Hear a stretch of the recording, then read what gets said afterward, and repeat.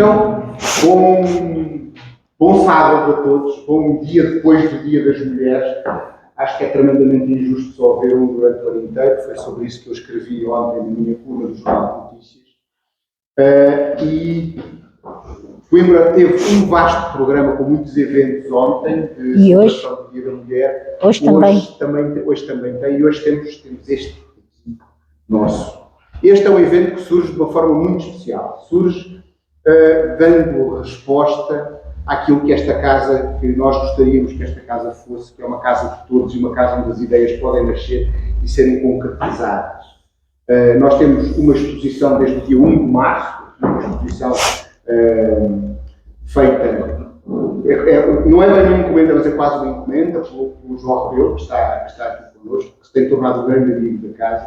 E estas almas descobertas é uma exposição que vamos depois ver no final da nossa conversa, com retratos de 38 mulheres que não são estrelas pop, mas que são muito importantes, são mulheres da língua portuguesa, mulheres portuguesas, brasileiras, há uma moçambicana, mas muitas delas com trânsito pela língua, que é o lugar que nos traz aqui hoje, continuando a ser uma casa de escrita, de escritores, é por vontade de todos e do espírito do tempo hoje, uma casa dedicada à acolher cidadãos da língua portuguesa.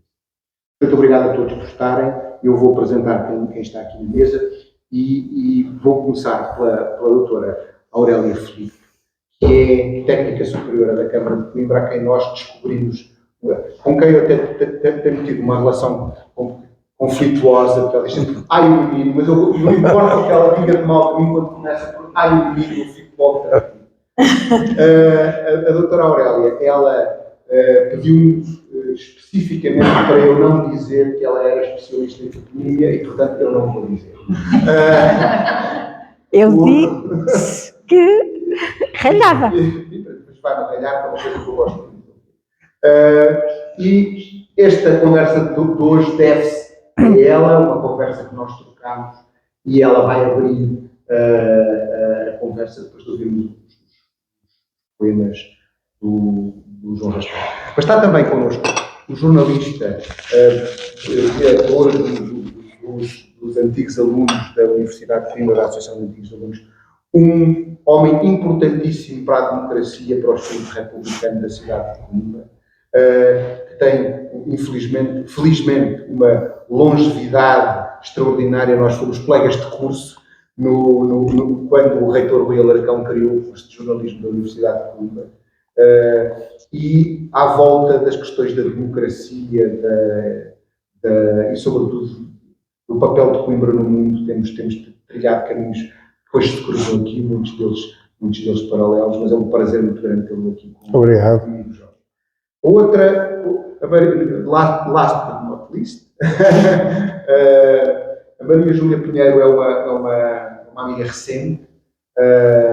Ela é dramaturga, ela é poeta, ela é escritora e é, sobretudo, uma desafiadora do status quo. Nós, seguindo uma ideia da Luísa Romão, ganhadora do Prémio Jabuti do ano passado e que esteve na inauguração da Casa da Cidadania da Língua no dia 12 de outubro, eu desafiei-a a fazer vamos desconstruir Camões, ou Camões. Há um programa que vai começando, que tem o seu início forte no dia 5 de maio, mas eu quero chamar também a atenção para uma coisa que vai acontecer neste 12 de março, que é o dia da edição, aniversário da primeira edição dos Lusíadas, onde tem uma ideia da Maria Boquique e com o professor Carlos Fugais, no Rio, olhar para o céu de Camões e para a ciência do seu tempo. O Camões 500 tem 10 áreas de edição diferentes. Nós vamos aqui em Coimbra, com a ajuda da Câmara Municipal, da Universidade, do Inatel, muitos parceiros, reclamar esta propriedade de Coimbra ser cidade de Camões. Nós dizemos que se Verona consegue, com uma janela inventada, levar centenas de milhares de turistas lá, nós, com um poeta de verdade, conseguimos fazer muito mais. E a Maria tem este Slam Camões, vão ser 8 edições ao longo do ano, até setembro, onde depois, o slam é uma maneira muito inovadora de dizer poesia, e a nossa conversa começou por se Camões fosse vivo, ele era um poeta slam nesta altura. E a mesa é esta. A Maria disse: não sei nada de ruas, eu só quero que você fale, muito menos de ruas de Coimbra. Não. O que nós queremos vimos muitas estatísticas, há muitos estudos feitos. Faz agora um ano o Sansão Coelho escreveu um artigo no Despertar sobre as mulheres da toponímia de Coimbra, não muito desenvolvido. No Porto, há 2 anos atrás, fez-se um estudo exaustivo onde mostra que só 4% das ruas do Porto têm nomes de mulheres. Mas nós aqui, Aurélia, temos coisas extraordinárias e temos, sobretudo, mulheres vivas. Hoje temos uma coisa extraordinária. Há uma mulher viva que tem o nome de uma rua e que está aqui connosco. E isso também é uma coisa extraordinária. Uma rua aqui em Coimbra, portanto, faz vanguarda de Coimbra. E antes de irmos à nossa conversa, para que hoje nós 3 que trabalhamos aqui na Casa da Cidadania da Língua, eu como Presidente da Associação, que protocolamos com a Câmara tentar dar uma nova vida a este espaço, de difícil acesso, mas com uma beleza extraordinária.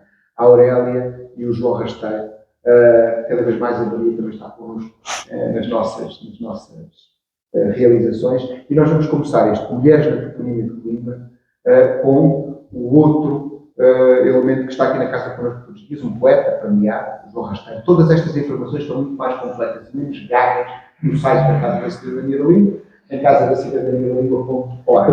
Vamos falar das mulheres da Toponímia de Coimbra, agora que ouvimos algumas das mulheres que também, dessas poesias, algumas que também estão, e eu convidava a doutora Aurélia a usar a sua palavra nesta linda tarde que a minha vivemos. Ora bem, há umas redescobertas e as mulheres na toponímia de Coimbra são uma celebração da mulher na Casa da Cidadania da Língua. A exposição que homenageia a obra e a afirmação do papel de 38 mulheres na história e na cultura lusófona chegou-nos pela mão do pintor, o Dr. João Rebelo, e pelo curador da Casa da Cidadania, o Dr. José Manuel Diogo. Como o nome indica, a exposição procura trazer à luz a história de mulheres que todos sabemos quem foram, a par de outras que nos são completamente desconhecidas. Esta exposição é um convite para reconhecer, apreciar e celebrar as contribuições e conquistas dessas mulheres extraordinárias que viveram em contextos, épocas e países diferentes, não apenas portuguesas, também africanas, sul-americanas e, nomeadamente, brasileiras. Em conversa e neste contexto, é por isso é que eu estou aqui, surgiu uma questão: como guarda Coimbra a memória das suas mulheres? Porque a toponímia é também uma forma, um meio de lembrar, de perpetuar memórias. Lembrar através da toponímia é um dos caminhos. Os nomes que encontramos esculpidos em escrita exposta, em placas de pedra, de mármore ou em azulejos, guardam de uma forma quase perene a memória de acontecimentos, agradecimentos, reconhecimentos, geografias, mas sobretudo a memória de pessoas. Homens e mulheres, e não só, designam os lugares por onde todos nós, ainda no reino dos vivos, fazemos a nossa própria história.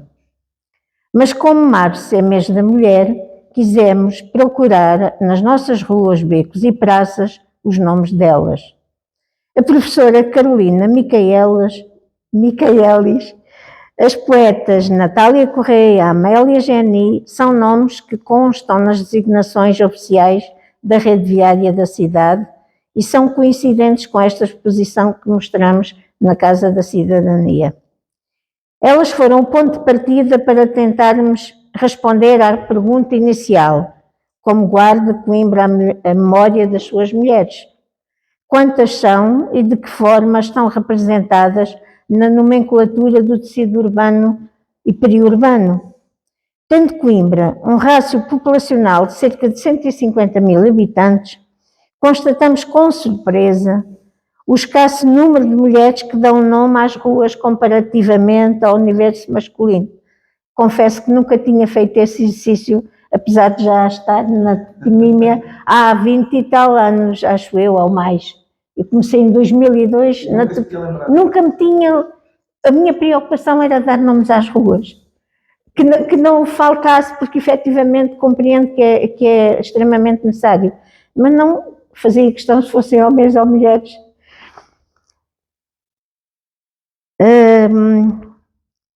Portanto, coloca-se a questão, será também que a toponímia é um reflexo de uma sociedade assente em valores e conceitos patriarcais, para não dizer machista? A toponímia, a par da numeração de polícia, representa um eficiente sistema de referência geográfica necessário à gestão do território. Mas é muito mais. É um importante repositório e um registro de informações e eventos memoráveis que acompanham o desenvolvimento urbanístico e populacional, mostrando as alterações havidas no viver das comunidades, refletindo os costumes, as tradições, as movimentações das atividades económica, social e cultural, as tendências de ordem, de ordem política e religiosa, as modificações educacionais, os ciclos de história e a evolução ou retrocesso da sociedade, perpetuando a memória coletiva, elemento agregador muito importante, segundo o pensamento do grande historiador Jacques Le Goff, que nos lembra que uma sociedade, um povo sem memória, é uma sociedade e um povo sem história. Sem querer desviar-me do assunto que nos trouxe aqui, gostaria, contudo, de referir que a toponímia permite um vasto campo de estudos, vindo a propósito mencionar alguns, onde eu também estive envolvida e que foram realizados pela Câmara Municipal, como é claro. Temos a edição dos livros topónimos 2002-2008, que foi quando efetivamente eu comecei pela mão também do Dr. Mário Nunes, e nesse tempo em que havia uma comissão de toponímia, da qual o Sr. Dr. Jorge Castilho também fez parte e nos acompanhou durante uns anos, e esta edição de livros novos topónimos elucida sobre os topónimos dados a espaços sem identificação, porque realmente a toponímia tem um problema que não é bem compreendida, nem é bem valorizada. E é preciso que vá, pronto, um trabalho que efetivamente se tem que ir fazendo também. Depois surgiu um outro tema, a República na toponímia de Coimbra em 2010, por ocasião das comemorações do centenário da República. Personalidades da vida medieval, da história medieval e tardo-medieval na toponímia de Coimbra, publicada em 2012, a pretexto da celebração dos 900 anos do Foral de Coimbra de 1111. A realização de 2 congressos, um em 2008 e outro em 2012, que possibilitam um conjunto de reflexões, debates e troca de experiências a nível nacional, e procurar entender os nomes, os contextos, o dinamismo e a mobilidade dos topónimos que realmente está inerente à atribuição. Ruas com memória, com história e memória, foi também um trabalho realizado em 2018 para a pedido da RTP2, e por iniciativa privada surgiu em 2002 a maçonaria na toponímia de Coimbra, um roteiro maçónico por ocasião dos 200 anos do Grande Oriente Lusitano. E outras possibilidades haveria. Durante este pequeno estudo, este pequeno exercício que eu fiz, lembrei-me também da influência do sagrado na toponímia, porque efetivamente ao, enfim, fazer este estudo, acho que seria interessante fazer, porque há muita durante muito tempo, a sociedade esteve muito sujeita, muito ligada ao sagrado. E essa influência repercute na toponímia. Em Coimbra, podemos considerar, portanto, voltemos então à toponímia, que eu desviei-me aqui um bocadinho, mas acho que é preciso contextualizar e valorizar. Em Coimbra, podemos considerar que a referência ao feminino se pode organizar em torno de 4 grupos. Mulheres nobres, santas, mulheres nobres, santas, mulheres sem nome, representadas pelos seus respectivos grupos profissionais e sociais, uma transcrição que aponta para a estrutura social medieval, em que a mulher é frequentemente negligenciada por narrativas históricas, simplistas, fruto de uma mentalidade masculina e até religiosa. Desculpem, mas é o que eu penso. Redutora e conservadora. E por último, uma classe de mulheres reconhecidas individualmente, mas o que acontece nos finais da monarquia e da implantação da República.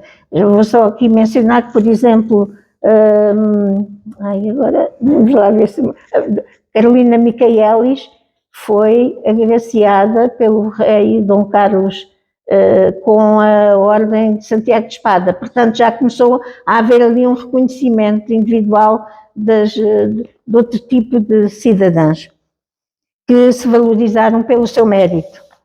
As mulheres da nobreza e as santas ocupavam posições de destaque, porém com papéis bastante distintos. As nobres, muitas vezes, exerciam influência política através da caridade, dos seus casamentos e alianças familiares, como, por exemplo, o caso da nossa padroeira, a Rainha Santa Isabel. Enquanto as santas eram veneradas por suas virtudes e milagres, influenciando a religiosidade popular e ocasionalmente a política. Eu peço desculpa que isto de ler faltava aqui. Espero que tenham percebido a ideia. Mas as mulheres, apesar das restrições da sua época, sempre encontraram maneiras de se fazer presentes e atuantes em diversos aspectos da vida cotidiana e da economia.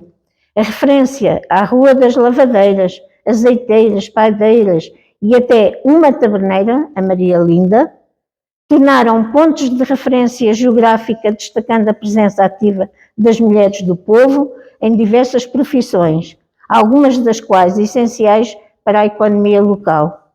Estas atividades profissionais não apenas asseguravam a subsistência feminina, mas também indicavam uma integração social que transcende o papel doméstico tradicionalmente atribuído às mulheres. Mas, embora esta pesquisa não seja exaustiva, ela surgiu assim, portanto, pretendeu ser uma reflexão sobre o assunto.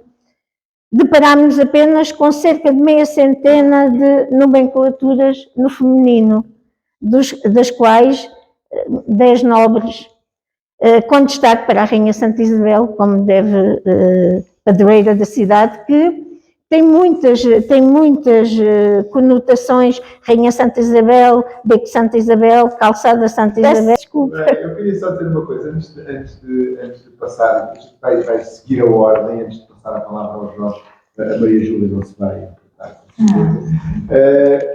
Dizer só uma coisa, nós convidámos o Dr. Pedro Mendes de Abreu, filho da doutora Judite Mendes de Abreu, com quem tivemos uma conversa muito agradável, e ele nos prometeu tentar vir, mas veio referir o nome dele na altura da publicidade. Eu queria fazer essa nota aqui. Eu conheci-o a ele e a doutora Judite. Eu, na altura, trabalhava no cinema quando o Pedro Mendes de Abreu comprou o Teatro de Vida. E eles são uma família, aquelas famílias à antiga que faziam cultura e que hoje tanta falta fazem por isso. E tive um gosto pelo convosco, mas fica esta homenagem. Então, Jorge, muito obrigado também por ter vindo, estar aqui. Eu não sei o que é que você vai ver, mas depois da doutora Aurélia vai ser difícil. De facto. Peço desculpa, doutor. Não, pelo amor de Deus. Muito obrigado pelo convite. É um gosto estar nesta casa, que que eu considero sempre, independentemente de todas as denominações que lhe venham a atribuir, a casa do João José Cochufel, que foi um homem grande da cultura, não só de Coimbra, mas da cultura nacional, que eu tive o privilégio ainda de conhecer. Fiquei muito satisfeito por ouvir o meu amigo Dr. José Diogo referir-se também a esta casa como casa da escrita e dos escritores, que independentemente das novas designações que possam ser atribuídas, ela continuará sempre a ser, seguramente, uma casa da escrita e dos escritores. Dito isto, falar da toponímia é para mim um gosto, exatamente porque estive durante mais de uma década, pertencia à Comissão de Toponímia, e aqui é justo fazer a evocação de uma figura que foi determinante para a existência dessa comissão, que foi o Dr. Mário Nunes, na altura vereador da Cultura, e que foi realmente um acérrimo defensor da Comissão de Toponímia e da toponímia do CUR. E eu digo isto porque a Comissão de Toponímia, eu ao longo da minha já longa vida, tenho pertencido a imensos organismos, mas confesso que nunca pertenci a nenhum tão democrático e tão pluralista como a Comissão de Toponímia da Câmara Municipal de Coimbra.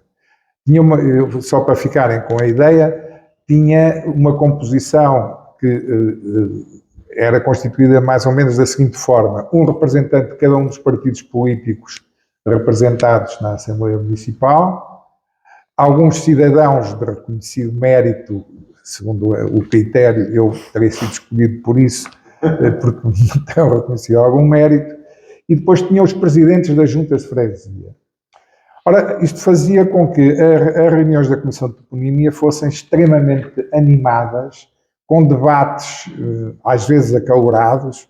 Eu recordo-me, sobretudo, dos debates entre o Dr. Vilaça, que representava o Partido Comunista, e o Dr. João Serpa Oliva, que representava o CDS, mas o que é facto é que chegava-se sempre a consenso. Nunca houve uma situação em que esse consenso não tivesse sido alcançado. E, portanto, isto mostra bem como...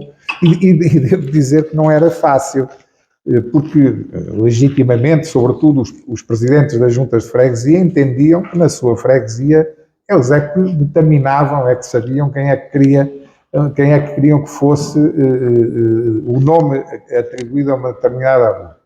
E, de facto, às vezes não era tarefa simples explicar que não podia ser essa personalidade por esta ou aquela razão. Enfim, mas de qualquer das formas conseguiu-se sempre, ao longo, durante mais de uma década que lá estive, e tinha ainda representantes da universidade, do João Gouveia Monteiro, por exemplo. Era de facto também o José António Bandeirinha da arquitetura, exatamente. Isabel Vargas da história. Está em Macau. Sim. Portanto, era realmente uma comissão eclética e pluralista e muito eficiente. Bom, mas isto apenas para fazer uma justa homenagem ao Dr. Mário Nunes, que foi realmente o mentor e o defensor dessa comissão de toponímia. Em relação ao tema que hoje nos traz aqui, eu de facto procurei também informar-me um pouco melhor, porque já deixei a comissão de toponímia há muitos anos, e sublinho aqui que várias vezes lamentei junto do meu querido amigo, o Dr. Manuel Machado, que ele tivesse, eu não sei se a comissão, legalmente, creio que ainda existe, porque não foi extinta, não é? Foi. Só que nunca mais funcionou, nunca mais foi convocada, nunca mais reuniu, e acho isso profundamente lamentável. Mas, enfim, não estamos aqui agora para discutir essas decisões políticas, mas o que quero dizer é... É uma boa ideia ter para a Comissão reunida. Eu acho que sim, aliás, já o disse ao atual Presidente da Câmara, já lhe pedi que reativasse a Comissão, porque, como digo, é que, para além de mais, é um excelente serviço que prestava a Coimbra, porque, por um lado, fixava personalidades que o justificam e impedia que outras que não se justificam estivessem realmente fixadas na toponímia. Bom, Não é o caso, obviamente, da minha querida amiga, doutora Palmeira Pedro, presidente da minha junta de freguesia. Eu nasci em Almedina, nasci junto ao Arco de Almedina, portanto foi minha presidente da minha junta de freguesia, que agora pertence à União das Freguesias. Bom, mas uma justificação porque é que essa pessoa se tinha distinguido e merecia que o seu nome fosse fixado. Mas o que eu quero dizer é que muitas vezes houve imensas propostas que foram rejeitadas porque realmente se concluiu que não se justificava. Depois havia uma outra coisa que eu fui sempre um pouco contrário a isso. Injustiças que se cometem, ou injustiças, acho excessivo dizer injustiças, mas quando as pessoas morriam precocemente, imediatamente tinham direito a ter o nome de uma rua, e às vezes uma pessoa que tinha uma vida longa e notável... Precisava de esperar 25 anos. Não precisava de esperar, nunca tinha. Quer dizer, nunca viria a ter... E nós temos vários casos aqui em Coimbra, portanto, quer dizer, as pessoas morriam, enfim, inesperadamente. Essa era a pergunta para si. Quem é que não tem rua aqui devia ter? Há muita gente. Ouça, há muita gente. Se me Isto pergunta... vai ficar gravado, vamos dar coisas. Não. Ouça, eu não vou de forma nenhuma dizer que há pessoas que têm nome de rua e não mereciam ter. Não, acho que não tem. Não, agora acho que não tem, há muita gente, mas eu já ia chegar, porque uma das grandes dificuldades na Comissão era arranjar ruas. Pronto. Ou seja, É isso não que eu se ia podiam dizer. inventar ruas, não é? E disse, mencionei aqui. À medida que se iam abrindo novas ruas, e depois havia ainda uma outra coisa, que era o respeito pela história. Pela história que muitas vezes era pela tradição histórica, e não... Porque, sei lá, o beco da Laranjinha, por exemplo. Quer dizer, mas porque é que isso se chama o beco da Laranjinha? Mas depois o Presidente da Junta dizia, não, isto chama-se o beco da Laranjinha, porque havia uma rapariga que gostava muito de comer laranja. Quer dizer, havia uma tradição histórica naquela povoação que justificava, e portanto que seria um atentado, digamos, às tradições e à história dessa localidade, estar a mudar o nome. E depois então, passamos para a parte política também. Eu fui sempre contra o facto de se mudarem os nomes de bairro Marechal Carmona para Norton de Matos. Quer dizer, eu acho que as coisas têm que ser encaradas no seu momento histórico e portanto, não deveria haver essas alterações constantes e, portanto, eu opus-me sempre a isso. Muitas vezes votei vencido, mas, como digo, sempre defendi, porque eu acho que os nomes das ruas também identificam o momento histórico, portanto, e fazem parte da história. Nós não podemos chegar à história e apagar o Salazar e o Marcelo Caetano e se formos para o Brasil, os ditadores brasileiros, quer dizer, eles existiram, funcionaram. Os ditadores do Brasil continuam todos a ter autoestradas. Mas eu já agora acho que a gente precisa mudar sim, eu já iria para um outro caminho, porque é justamente nesse momento histórico que a gente tem que se perguntar quem são as pessoas que a gente quer louvar. Mas não é preciso, mas o facto de se manter o nome não quer dizer que seja louvar. Eu até admito que se ponha bairro Norton de Matos, ex-bairro Marechal Carmona, por exemplo, não é? Percebe? Não é de forma nenhuma estar a louvar pessoas que não o merecem. É respeitar a história. Portanto, e num determinado momento histórico, aquele indivíduo foi destacado. Não é? É isso. Embora isso depois tenha outras implicações. Diga alto, quais são, diga por isso. Não, uma mudança de rua, e estamos a fugir aqui um bocadinho ao tema, que é mulher. Complicado. Nós temos é um difícil exemplo, e as pessoas revoltam-se. temos um depois... exemplo da Padre Manuel da Nóbrega, que durante muitos anos, quer dizer, que só há relativamente poucos anos é que passou a ser Padre Manuel da Nóbrega, que antes disso era a Rua Machado Castro. A complicação que isso deu, porque depois é preciso ir a mudar a morada em todo o lado, é o bilhete de identidade, é o cartão de contribuinte, é uma complicação tremenda, por isso essa função da Comissão de Toponímia tem também a responsabilidade, tinha a responsabilidade de equacionar todos esses aspectos. Confesso que apesar de não haver a Comissão de Toponímia, apesar de não haver a Comissão de Toponímia, esse sentido de orientação mantém-se. Pronto, Portanto, ótimo, ainda bem. Fico contente. Antes, eu depois queria perguntar à única pessoa que tem uma rua que está aqui, o que é que se sente quando se tem uma rua? Não é isso? Eu sinto-me muito honrada, acho que me sinto muito mais rica.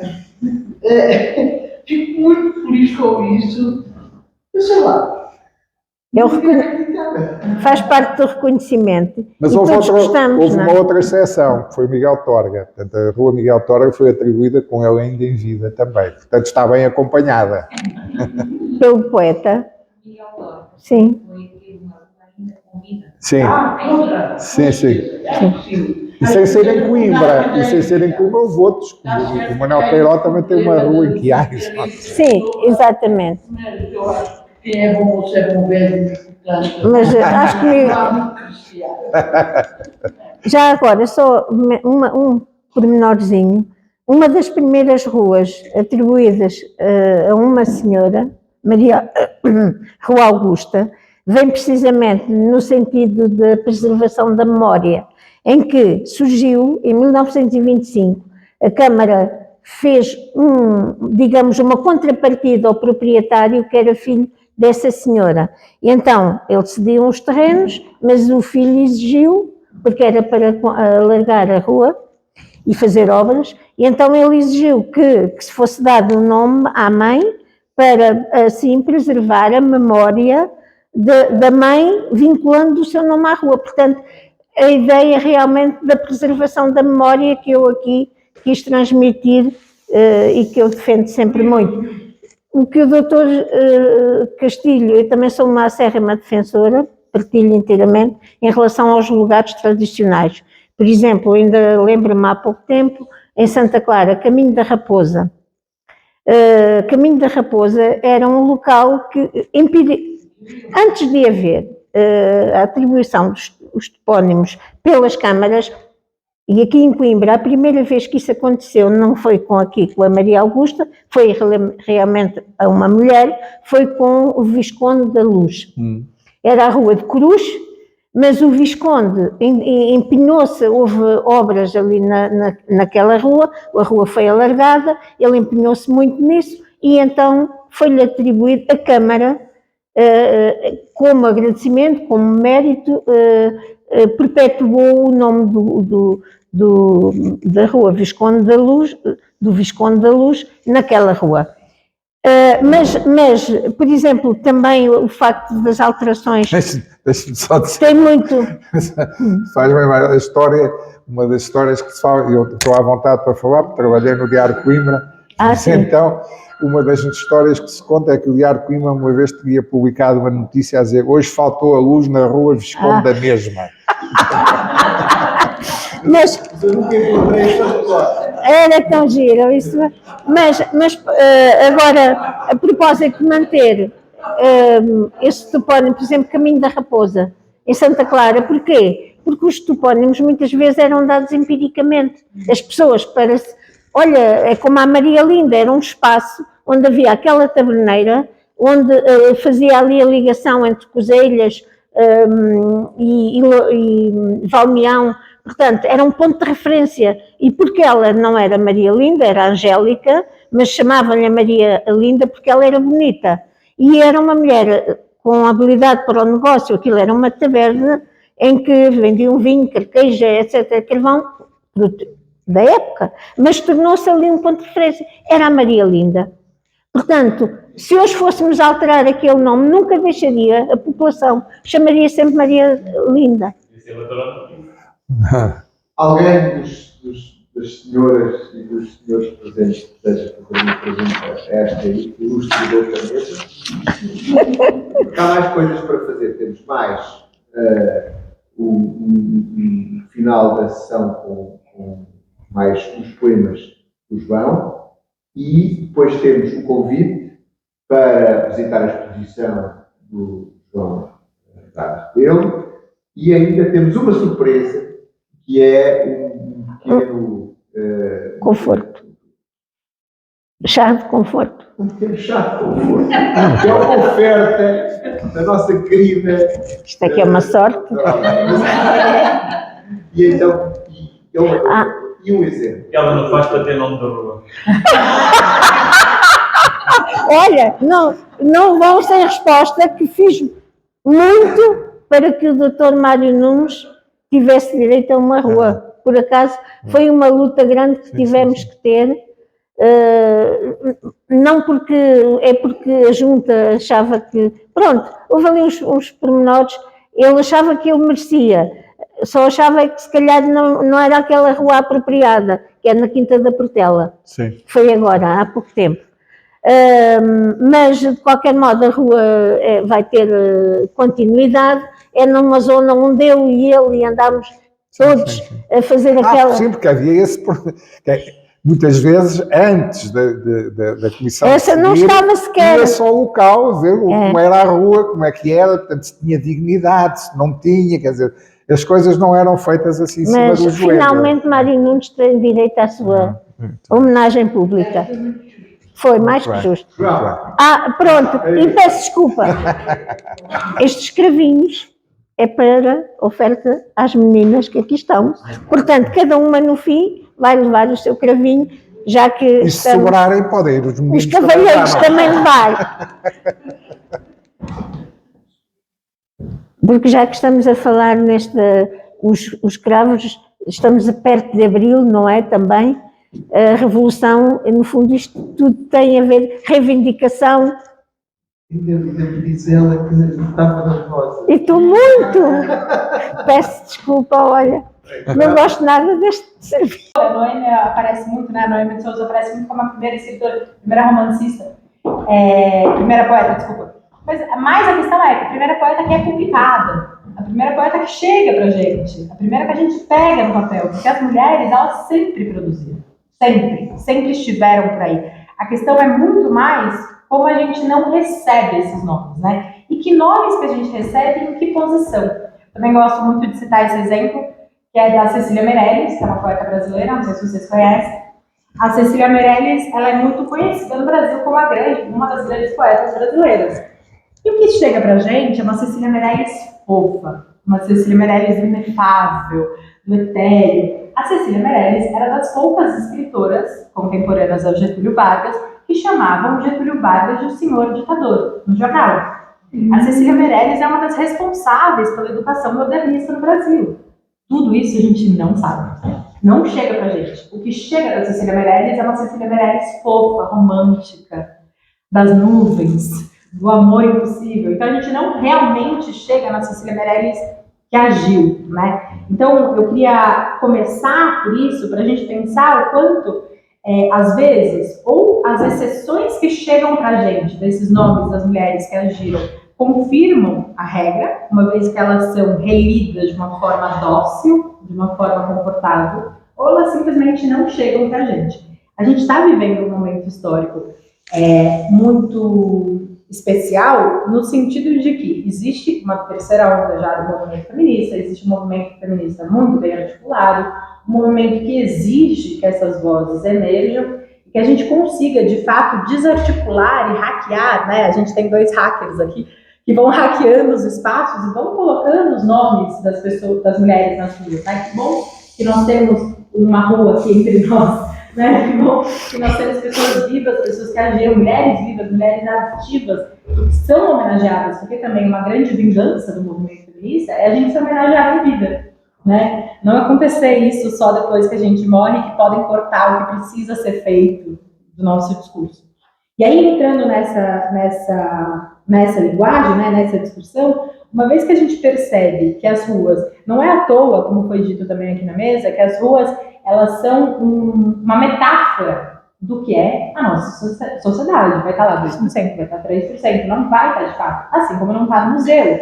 Assim, né, não sei se vocês conhecem um coletivo norte-americano, que são as Guerrilla Girls, elas fazem esses estudos de quantas mulheres estão, isso desde os anos 80, quantas mulheres estão nos museus nuas, nos quadros, ou seja, pintadas, e quantas mulheres assinam os quadros. Eu acho que vocês podem imaginar que existem muito mais representações de mulheres nuas do que mulheres assinando os quadros. Por quê? Qual que é o medo que existe nesse sistema, nesse modelo, de que nós saibamos, nós mulheres, que nós temos sim tradição. que nós somos de uma linhagem de pessoas muito perigosas, as mulheres eram piratas. E assustador que seria para o modelo sistemático se nós soubéssemos que nós temos em quem nos fiar, né? Que nós temos em quem olhar, assim como é a estrutura dos museus, porque imagina, você entra e você fala, nossa, meu grupinho está todo aqui, todos esses homens tão importantes, eu também posso ser importante, eu tenho uma linhagem. Então, que modelo que daria para as meninas, né? E por isso tanto a importância da representatividade, para a gente olhar para essas pessoas que vieram antes e que fazem alguma coisa e pensar, olha, eu também posso fazer. Dentro disso, eu queria pontuar uma coisa que é um pouco um convite para terminar também, que é um pouco um convite, um pouco uma provocação também para vocês, já que eu me apresentei assim, que a gente vai fazer agora, muito provavelmente no dia 30 desse mês, vai ter o Slam Camões aqui. O Poetry Slam é um campeonato de poesia falada, então a ideia é a gente falar o poema e um júri feito na hora que normalmente não entende de poesia, o que é bom e ruim, mas um júri ali na hora que escolhe quem são os poetas vencedores da rodada.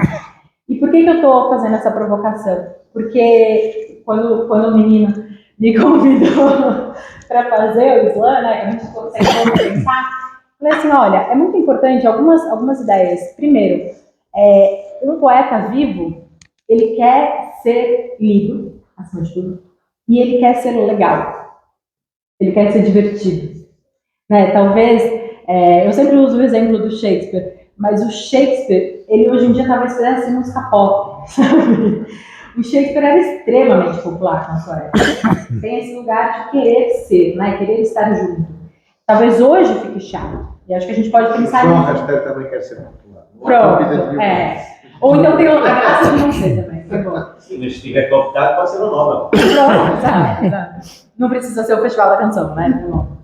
Mas a ideia é que a gente areje essas figuras que estão ali nos livros querendo gritar e que a gente não abre, né? Então, o convite é, por um lado, presentificar o Camões, então colocar os Lusíadas, a gente vai, não se preocupem que não vai ter ninguém vestido de Camões, a gente vai só ler os Lusíadas, né? Vão ser todos os cantos, cada vez um, mas também convidar as pessoas de agora, as pessoas que estão aqui, para lerem seus poemas e para serem poetas célebres, né? Essa é a ideia, assim, da gente honre as poesias de hoje, porque quem sabe, nesse contexto, a gente não vai criando poetas, a gente pode encher a rua de poetas mulheres também. Eu gostaria mais se tivessem mais mulheres no Slam, os homens são bem-vindos.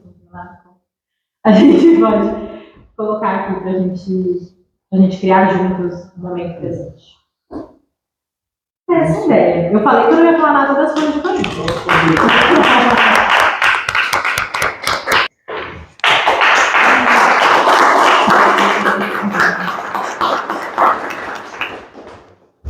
Muito obrigado, João. Foi muito bonito. Então,